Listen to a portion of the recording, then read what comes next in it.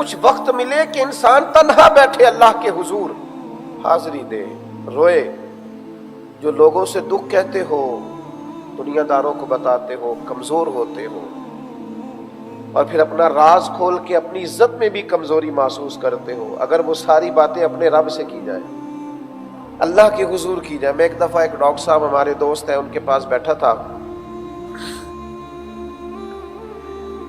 تو وہ دوائی دے رہے تھے ایک صاحب کو، اور ساتھ کہہ رہے تھے آپ ناراض نہ ہوئیے گا، اصل بات یہ ہے کہ دوا تو میں آپ کو دے رہا ہوں، نسخہ لکھ کے دے رہا ہوں، کھائیے، لیکن آپ کے ذہن میں نا کچھ پریشانیاں ہیں، ان کو نکال دیں،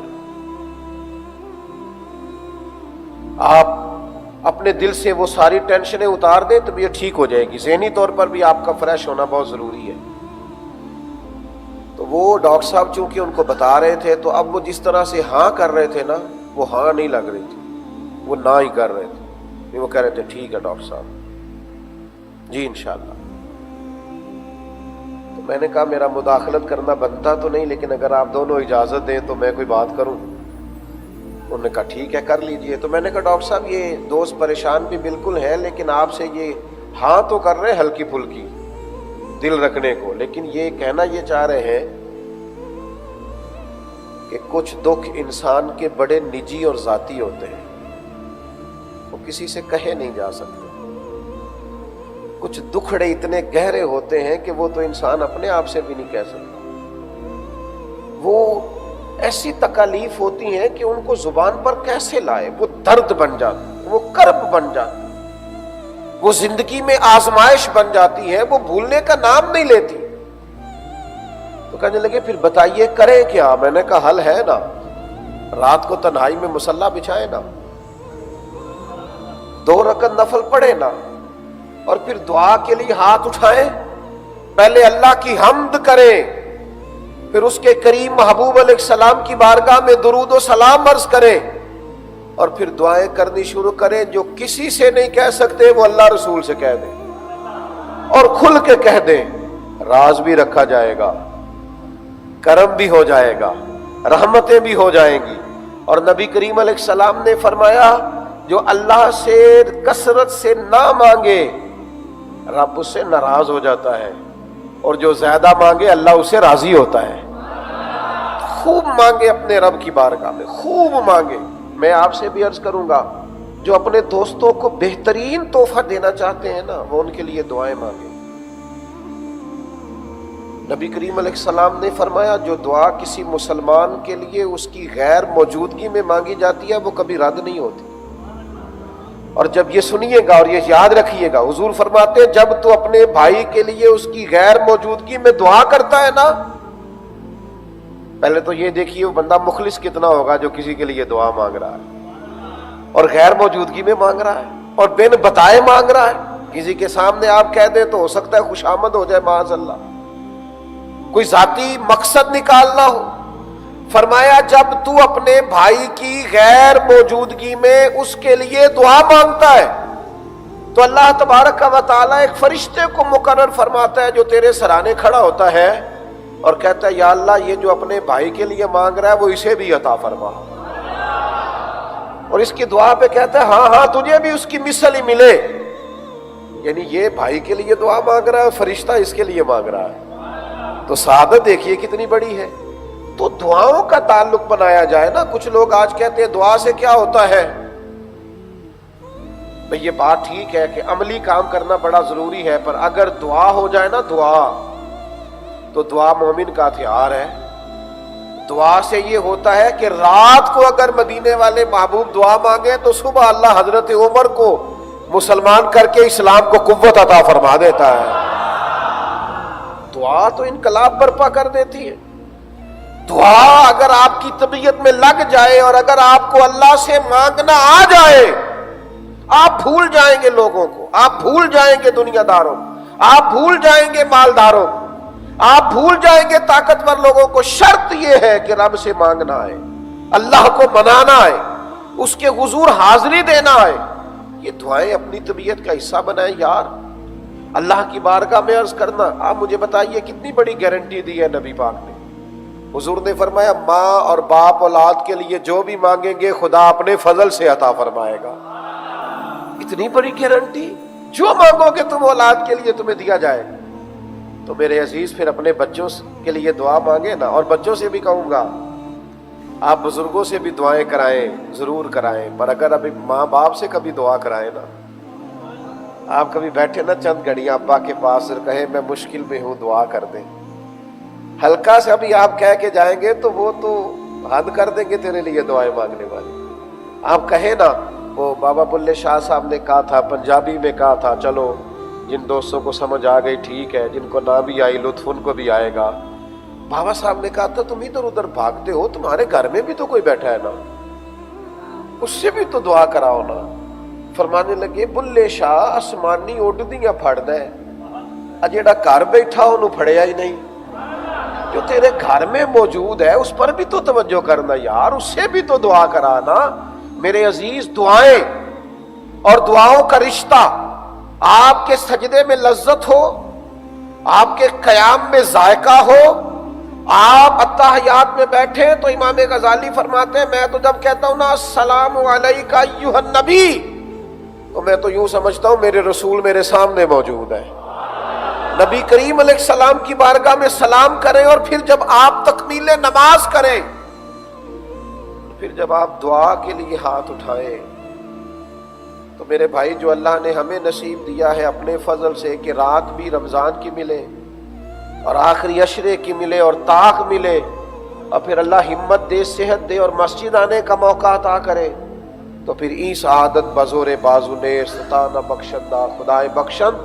تو یہ تو بہت بڑی سعادت ہے, یہ تو بہت بڑی نعمت ہے. اگر اللہ کسی کو عطا کرے تو عبادت کا ذوق بنائے, دعا کا, اور اپنی اولاد کو بھی, اپنے بچوں کو بھی, آنے والی نسل کو بھی, ان کو بھی تھوڑا سا پابند کریں. آپ دیکھیے سیدہ طیبہ طاہرہ حضرت فاطمہ الزہرا رضی اللہ تعالی عنہا, وہ تو بڑی عبادت گزار تھیں, بچپن سے ہی اللہ تعالیٰ نے انہیں بڑا نوازا ہے.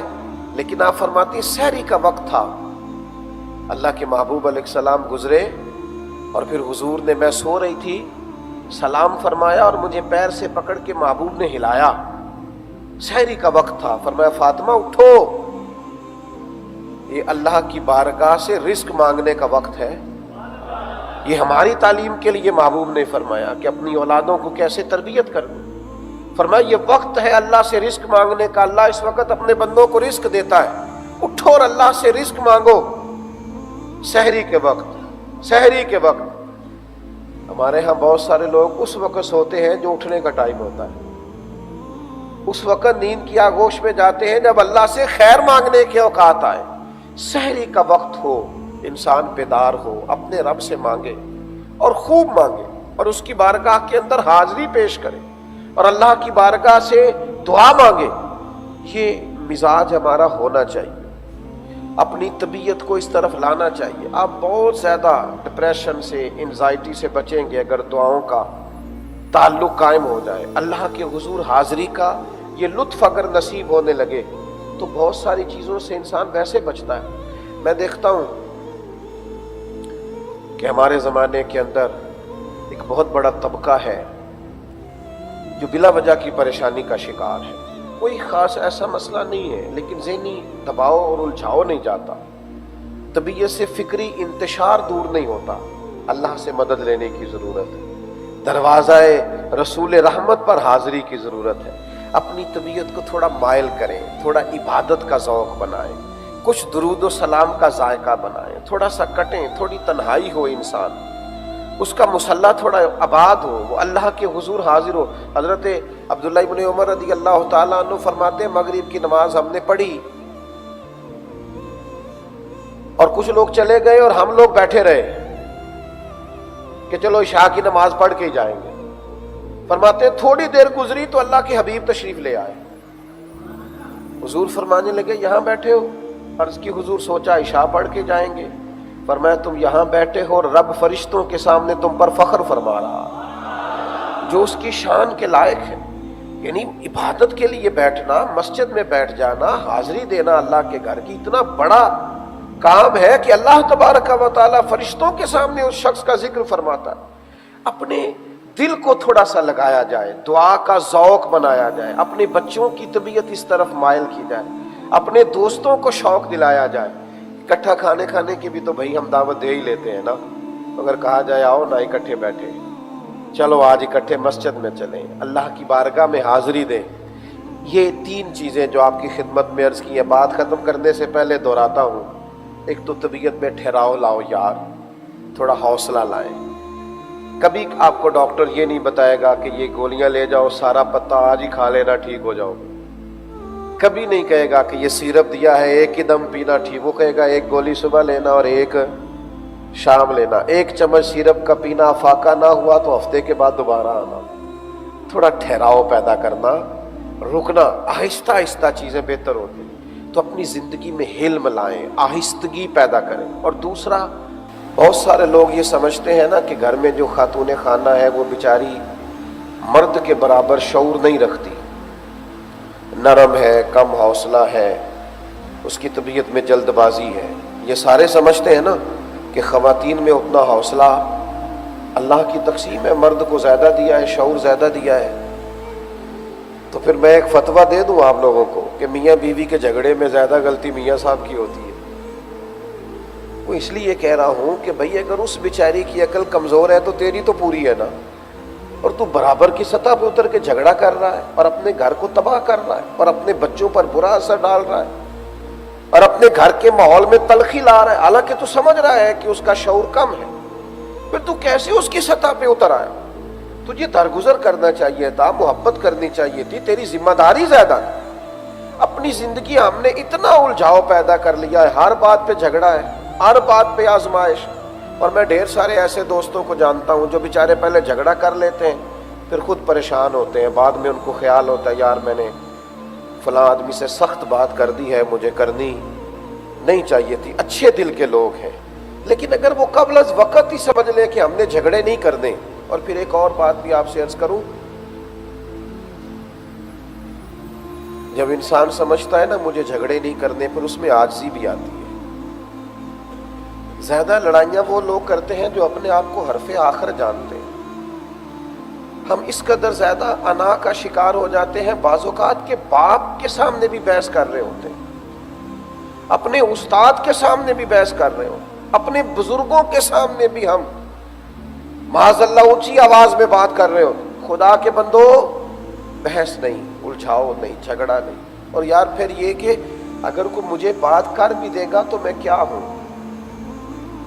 اگر مجھ پر کوئی تنقید کر بھی دے گا تو میری کیا حیثیت ہے؟ اگر کسی نے کوئی بات کر بھی لی تو پھر کیا ہوا؟ کیا ہے بھلا؟ ہم کیا اپنے آپ کو سمجھ لیا ہے؟ ہم انسان ہیں، اللہ کے بندے ہیں، کمزوریاں رکھتے ہیں اور ہمیں پتہ ہے کہ ہمارے اندر کمزوریاں ہیں۔ پھر یہ کہ کوئی شخص بات کرتا ہے تو اس پر اس قدر زیادہ جھگڑا، اس قدر زیادہ الجھاؤ۔ اگر کوئی ذات پر بات کرے، ذاتی بات کرے تو میرے عزیز مزاج میں درگزر پیدا کرے۔ کیا خوبصورت فرمان ہے سیدہ طیبہ طاہرہ حضرت عائشہ صدیقہ کا، فرماتی ہے قربان جاؤں میرے کریم نبی صلی اللہ تعالی علیہ وسلم نے اپنی ذات کے لیے کبھی کسی سے بدلہ لیا ہی نہیں۔ حضور نے اپنے دست مبارک سے کبھی کسی غلام کو، کبھی کسی عورت کو مارا ہی نہیں۔ سرکار درگزر کرتے، ہاں حدود اللہ پامال ہوتی تو حضور جلال فرماتے۔ میرے عزیزوں اتنا الجھاؤ زندگی میں پیدا، مجھے فلاں نے بات کر دی، اچھا پھر بات کی حقیقت کا بھی نہیں پتا اس نے کیا کہ نہیں۔ وہ دو آدمی جو کونے میں کھڑے ہیں میرے خلاف بات کر رہے ہیں، او خدا کے بندے تو اتنا اہم آدمی نہیں ہے، وہ بیچارے کوئی اور بات کر رہے ہیں۔ لوگوں کو تیرے علاوہ بھی کافی مصروفیت ہے، یہ تجھے غلط فہمی ہو گئی ہے کہ سب تجھے ڈسکس کرتے ہیں۔ تو وہ گھر میں کونے میں دو لوگ بیٹھ کے بات کر رہے ہیں، وہ تیری نہیں کر رہے، کوئی اپنی بات کر رہے ہیں۔ اس قدر زیادہ الجھاؤ پیدا کر لینا زندگی میں، تھوڑا سا تو درگزر ہو، تھوڑا سا تو انسان کے اندر بے نیازی ہو، تھوڑا سا تو اسے معاف کرنا ہے۔ ہر جگہ الجھاؤ ہے، ہر جگہ بحث ہے، ہر جگہ یہ معاملہ ہو رہا ہے۔ آپ دیکھیے نا، ایک شخص نے آ کے حضور کی بارگاہ میں کہا، مشکات میں موجود ہے، یا رسول اللہ معاذ اللہ ثم معاذ اللہ نقل کفر نہ باشد، وہ کفار تو نام بگاڑ کر بات کرتے ہیں۔ تو کریم فرمانے لگے، وہ پتہ نہیں کس کو برا بھلا کہتے ہیں، مجھے تو اللہ نے محمد بنا کے بھیجا ہے صلی اللہ تعالی علیہ وسلم. اور محمد تو وہ ہوتا ہے جس کی تعریفیں کی جائیں. بلغ الغلا بکمالہ کشف الدجی بجمالہ حسنت جمیع خصالہ صلو علیہ وآلہ. تو میرے عزیز اتنا الجھاؤ زندگی میں، اتنی بحث، ہر آدمی سے جھگڑا، راہ چلتے جھگڑا، ہر جگہ. وہ بہت سارے لوگ تو ویسے بچوں کو بگاڑ لیتے ہیں یہ کہہ کہ یہ اس سے بچیے جی، یہ بڑا گرم خون ہے جی، بڑی جلدی جلال میں آتا ہے. اور میں نے کہا اس کی عادت نہ بگاڑ دیجئے گا، کہیں ایسا نہ ہو کہ کسی جگہ ایسی جگہ ٹکرا جائے جہاں پھر کوئی درگزر کرنے والا موجود نہ ہو. اپنی طبیعت کے اندر عجز پیدا کریں، انکساری پیدا کریں. آپ دیکھیے حضرت عمر بن عبدالعزیز رحمۃ اللہ علیہ اپنے وقت کے حکمران بھی تھے، اللہ کے کامل ولی بھی تھے. جناب عمر بن عبدالعزیز رحمۃ اللہ علیہ کا یہ عالم تھا کہ وہ حکومت بھی انصاف سے، عدل سے، وزاداری سے چلاتے تھے، اور کئی پارے قرآن مجید کے روز تلاوت فرماتے تھے. کثرت سے درود پاک بھی پڑھا کرتے تھے، اور وہ ایسا درود تھا کہ نبی کریم علیہ السلام نے درویش کی خواب میں آ کے کہا تھا کہ عمر بن عبدالعزیز کا پڑھنا ہمیں بڑا اچھا لگتا ہے. یعنی مقبولیت والا درود. میرے عزیز اتنی بڑی شخصیت حضرت عمر بن عبدالعزیز کی. ایک دن گلی سے گزر رہے تھے، رات کا ٹائم تھا، اور امیر ہے وقت کے، حکمران ہے.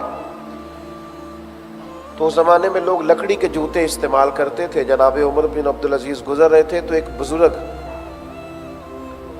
فٹ پاتھ پہ سو رہے تھے. تو چلتے چلتے ان کے پیر پر آپ کا پیر آ گیا. اب اچانک اس طرح کسی شخص سے ٹکر ہو جاتی ہے نا، آپ کی موٹر بائک کسی سے لگ گئی، یا اچانک کسی شخص کے ساتھ آپ کا اس طرح سے آمنا سامنا، تو لوگ فوراً کہتے ہیں آپ اندھے ہیں. یہی جملہ بولا جاتا ہے نا. تو حضرت عمر بن عبدالعزیز کا پیر بھی بزرگ کے پیر پہ آ گیا، تو وہ اٹھے چونک کر کہنے لگے اندھے ہیں آپ. تو وہ جو سپاہی ساتھ تھے نا، 2-4، انہوں نے تلواریں میان سے باہر نکال لی. یہ جو کیتلی ہوتی ہے یہ چائے سے ہمیشہ زیادہ گرم ہوتی ہے. انہوں نے تلواریں فٹافٹ نیام سے باہر نکالی. تو وہ شخص کہتا ہے آپ اندھے ہیں. تو حضرت عمر بن عبدالعزیز بڑے بردباری سے، یہ انداز دیکھیے، بڑے تحمل سے اور تھوڑا سا مسکرا کے فرمانے لگے نہیں بزرگوں، میں اندھر نہیں ہوں، اللہ کے فضل سے مجھے نظر آتا ہے. اب وہ جو ساتھ تھے لوگ، انہوں نے تو تلواریں نکالی ہوئی ہیں، وہ تو گردن اڑانا چاہتے ہیں. تو حضرت فرمانے لگے تمہیں کیا ہوا بھائی؟ کہا جناب یہ گستاخ ہے. فرمایا کیوں، کیا ہوا؟ کہا اس نے آپ کو اندھا کہا ہے. آپ فرمانے لگے نہیں، انہوں نے تو نہیں کہا. کہا جناب کہا ہے. فرمانے لگے نہیں کہا، حضور کہا ہے. فرمایا بابا جی تم سے بات کر رہے تھے، مجھ سے کر رہے تھے؟ کہا بات تو آپ سے کر رہے تھے. تو فرمانے لگے انہوں نے تو ایک سوال پوچھا ہے. انہوں نے پوچھا ہے آپ اندھے تو نہیں؟ تو میں نے کہہ دیا مجھے نظر آتا ہے، اس میں جھگڑے والی کون سی بات ہے؟ تو ایک سادی سی بات ہے نا بھائی. انہوں نے پوچھا ہے آپ اندھے تو نہیں؟ تو میں نے کہا نہیں مجھے. تو اس میں جھگڑے والی کون سی بات؟ ہم نے تو ہر بات کو جھگڑا بنا لیا ہے، ہم نے تو ہر بات کو الجھاؤ بنا لیا، ہم نے تو ہر چیز میں اس طرح کی طبیعت بنا لی ہے.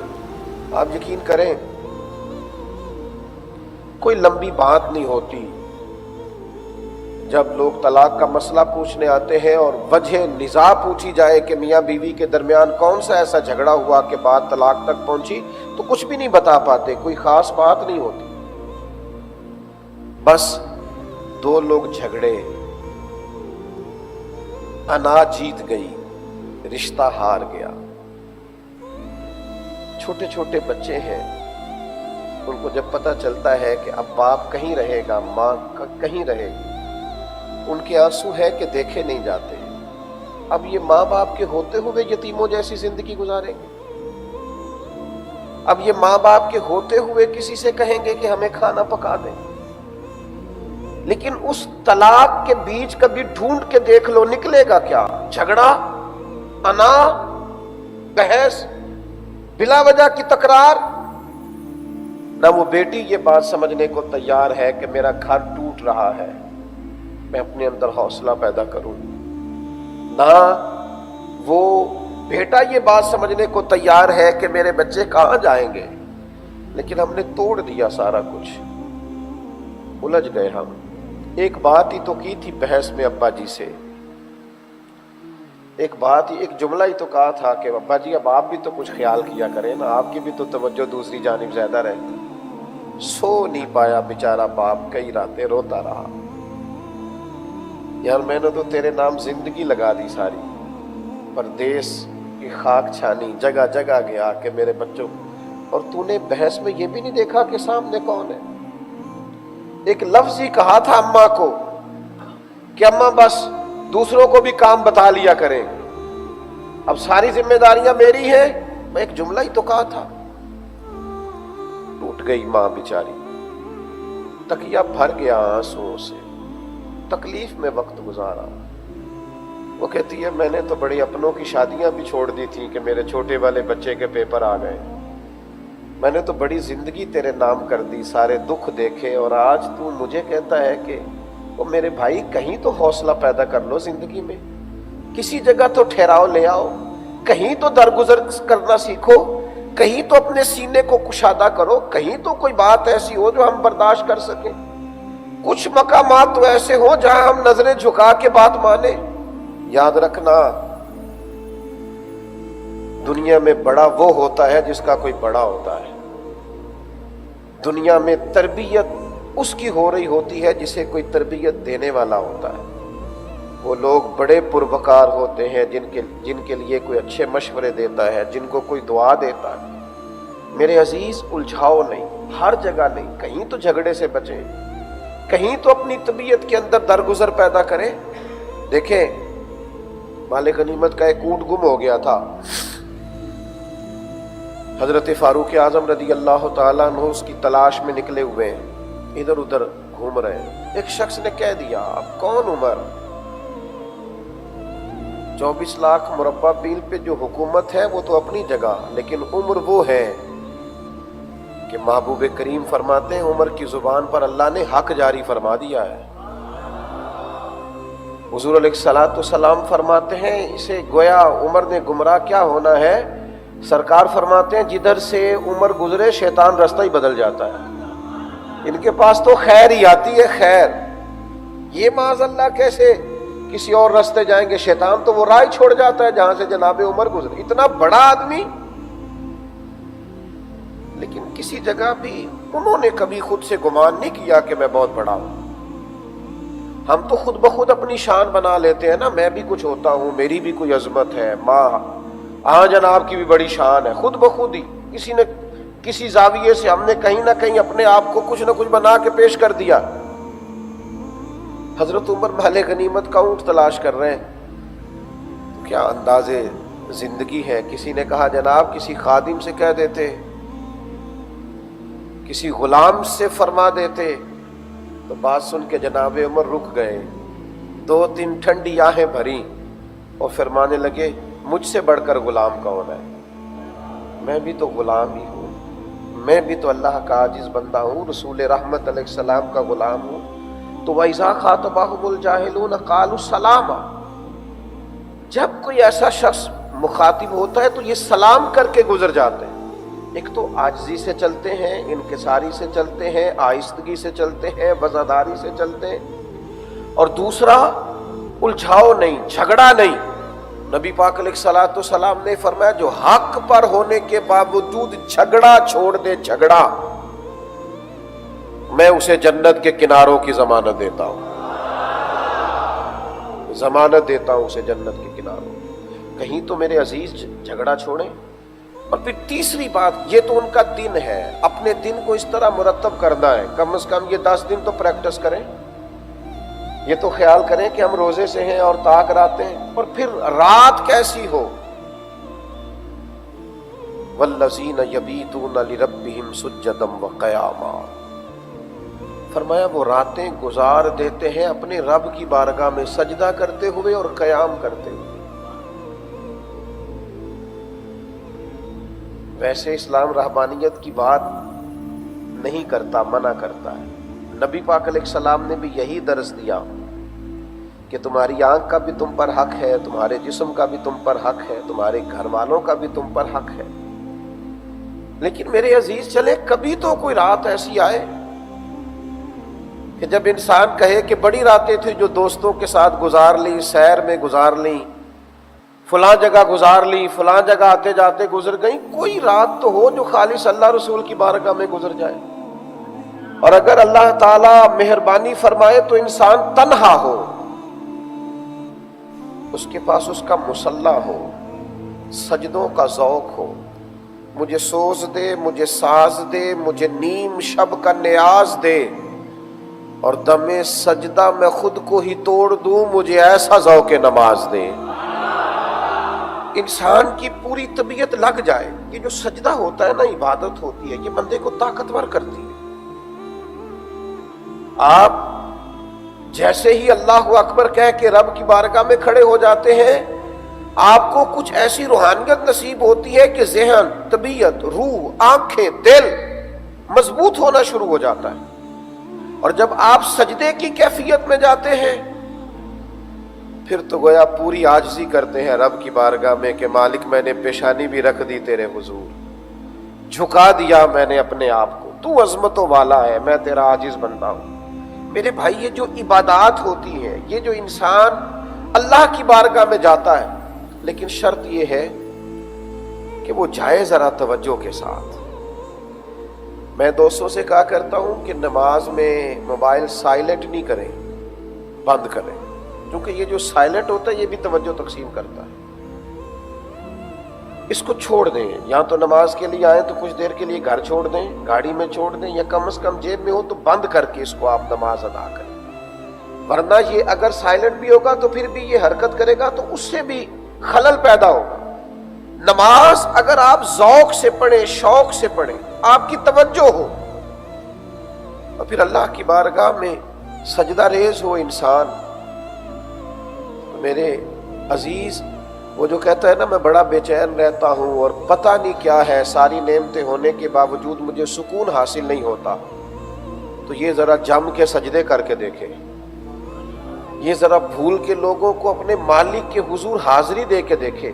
آپ دیکھیے نا، نبی کریم صلی اللہ تعالی علیہ وسلم 5 نمازوں کی امامت فرماتے ہیں، اور مصروف ترین اوقات نبی کریم کے، یعنی اللہ کے محبوب علیہ السلام نے 23 سالوں کے اندر انقلاب برپا کر دیا پوری دنیا میں، مصروف ترین اوقات، اور پھر حضور جتنا بھی کام کر رہے ہوتے تھے نا، وہ سارا دین کا ہی تو کام تھا۔